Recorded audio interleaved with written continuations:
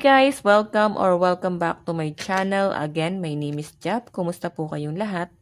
Okay, so ayan guys, maraming salamat po sa walang sawang pagsubaybay sa ating pong daily love reading. And kung ikaw ay bago pa lang sa ating channel, mag-subscribe na po kayo and i-click mo na rin yung ating notification bell para lagi kang updated sa ating mga bagong upload. So ayan guys, sa mga interesado pala sa ating private reading, wishing candle cord cutting, i-message nyo na lang ako. Iwan ko po yung link ng aking Facebook sa ating pong description box below. Okay. Ito guys yung energy ni person. Tignan natin. Ano yung nararamdaman ni person mo sa'yo? Ano yung nararamdaman ni person sa'yo? Okay. Ano naman yung nararamdaman mo kay person? Nararamdaman mo kay person.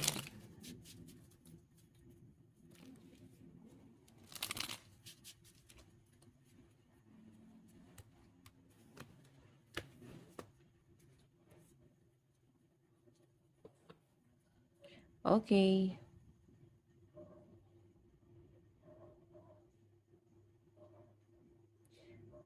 So, tignan natin guys yung energy nararamdaman ni person sa'yo ngayon. Okay, feelings niya. Oh, strength. Matapang, no? Alam nyo guys, nakikita ko dito, matapang si person pero napapaamo mo siya. Ikaw ang nagpapaamo sa kanya. Ikaw lang yun, parang nagpapahupa ng galit niya. So, siguro, galit siya sa mundo, galit siya sa tao, or kung kanino naman siya guys nagagalit. Pero, hindi niya makuhang magalit sa inyo. Kahit na minsan parang gusto niya magalit sa inyo, parang meron naman siya guys dahilan para gawin yon. Pero sa pinapakita sa akin, hindi niya guys gagawin. Okay? So, tingnan natin guys ano naman po yung tingin sa ni person. Ayan, napapaamo mo daw siya guys, okay? Tingin sa ni person, 9 of Cups eh. Feeling niya kasi guys, hindi kanya kayang sabayan. Parang iba yung level mo, no? Like, siguro maayos ang pamumuhay mo.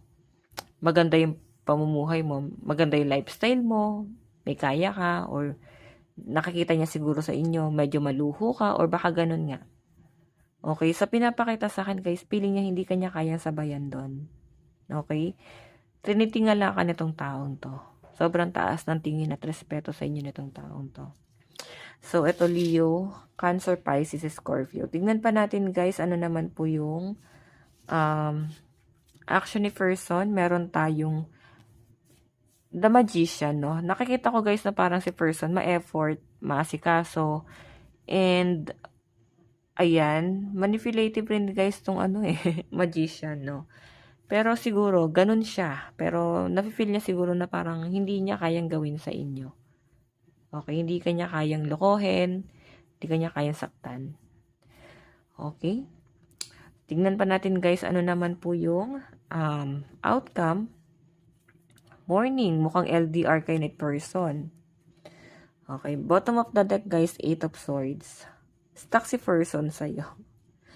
Okay, kung LDR kayo sa pinapakita sa akin, nahihirapan siya sa sitwasyon yung dalawa. Kasi parang kulang. Gusto niya yakapin ka, gusto niya hawakan ka, hagkan. Hindi niya guys magawa. Okay? Okay, so guys, sa side ni person, malakas ang ear sign, Aquarius, Gemini, Libra, Leo, Cancer, Pisces, Scorpio. Tingnan naman natin guys sa side mo, nararamdaman mo kay person. Meron tayong The Hermit. Nag-iisip. Nag-iisip ka. Bakit ganito? Madilim yung mundo mo. Siguro guys, wala pa kayong label na tong taong to, no? Okay? Okay. So, I think, nahihirapan ka kasi parang mixed emotion yung pinapakita niya sa inyo. Or pwedeng naguguluhan ka sa kanya. Okay, kung wala pa kayo guys label, no? Ano ba to? Mahal ka ba niya? Sa pinapakita naman niya kasi guys, sa action niya, mararamdaman mo talagang gusto ka niya eh. Pero siguro hindi pa niya guys sinasabi sa inyo. Okay? Pero kung magkarelasyon naman na kayo guys, sa pinapakita sa akin dito, meron kang pinag-iisipan. Siguro hindi tungkol sa kanya, meron kang ibang problema. Pwedeng nadadamay itong taong to kasi gusto mong ayusin yung problema mo. And parang gusto mo munang i-give up tong taong to. Okay? Tignan natin guys, ano naman yung tingin sa ni person. Meron tayong 8 of Cups.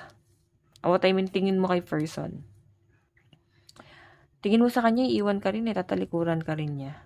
So, nandun yung takot mo. Ano ba to? Parehas kayong takot? Parehas kayong natatakot sa pwedeng mangyari or sa pwedeng gawin mo and gawin ni person sa'yo. So, hindi kayo kasi guys makaka-move on or hindi kayo makakapag-move forward kung stuck ka dun sa past. Okay? Yung mga nangyari sa inyo sa past. Or hindi kayo magkakaroon ng solid na relationship kung doubt kayo. Okay? Doubt kayo sa isa't isa. Actually, mas malinaw kasi sa energy mo na mas doubt ka eh. Si person kasi guys, mahal ka talaga niya. Napapaamo mo nga siya oh. Kaya pala sabi niya dito, nahihirapan siyang pantayan ka. Hindi siguro guys dahil sa luho to. Siguro dahil kung paano ka mag-isip. Okay? Tignan natin guys, ano naman po yung... Okay. Ano naman yung magiging action? Strength din oh. Matapang ka eh. Pinapakita mo na matatag ka talaga. Malakas ka, strong. Kaya mo, sobrang independent. Okay, actually, ganun ka naman talaga. Yun lang din talaga yung pinaparamdam mo kay person. Nakakayanin mo. Okay? Tignan natin. Yun yung nagiging red flag mo, guys. Yung pagiging dominante mo. Kailangan siguro baguhin mo. Tignan natin, guys, ano naman po yung magiging outcome. Meron tayong page of cups, diba? So, medyo mataas ang ano mo talaga, pride. Kailangan daw guys may baguhin ka dun sa personality mo. Baguhin mo yung ganitong mindset mo. Siguro kasi hindi ka pa talaga ready. Diba? Hindi ka pa ready pumasok sa relationship. Kaya siguro ganito ka. Wala eh. Hindi siya yung priority mo sa malinaw na pinapakita sa akin. Bottom of the deck guys. Diba? Iba yung focus mo. Pera mo eh. Hindi ka pa ready. Oh. Pwede iba sa inyo guys na involved ka sa third party before. Hanggang ngayon, dala-dala mo yung trauma. Okay? So, sa side mo, guys, Earth sign, Capricorn, Taurus, Virgo, Cancer, Pisces, Scorpio, Leo. Ayan. Aries, Leo, Sagittarius. Tignan po natin. Tignan natin saan napatungo tong relationship na to. Saan napatungo tong relationship na to.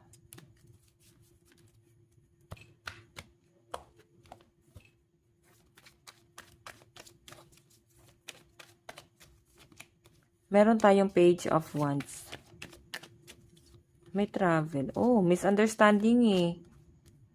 Nami-misinterpret ka ni person. Ang gulo, no? Nakikita ko guys parang mind reading kayong dalawa. Okay? Nami-misinterpret nyo yung isa't isa. Siguro mas maganda dito pag-usapan nyo yung feelings nyo. No? Mag-confess kayo. Okay, i-confess mo yung nararamdaman mo sa kanya or ganun din si person. So, malakas po ang Aries, Leo, Sagittarius, Cancer, Pisces, Scorpio, Aquarius, Gemini, Libra. Okay? Nakikita ko guys siguro dahil LDR kayo, hindi kayo nagkakaintindihan. Mararamdaman mo sa person mo parang wala siyang gana sa communication. Si person naman guys, feeling niya, ikaw yung walang gana sa communication. Pag-usapan nyo, no? Siguro kailangan i-direct, no? Ayan, no? Walang gustong ma-stuck. Nag-iingat si person, nag-iingat ka rin. Okay, tignan natin guys. Love advice. Union. The union of divine soul counterparts is a miraculous event that begins when you least expect it. Mukhang may pagkikita sa inyo guys. So, hindi yung inaantay mo o travel. Okay? Deeply. Look deeply within to discover your soul purpose in your relationship. Commitment. Diba? Wala kayong commitment. Okay? Kung hindi nyo guys kaya, i-let go nyo na lang yung isa't isa. Okay? So guys, ito lang po ang inyong daily love reading. Bukas po ulit. God bless and love you all. Bye-bye po.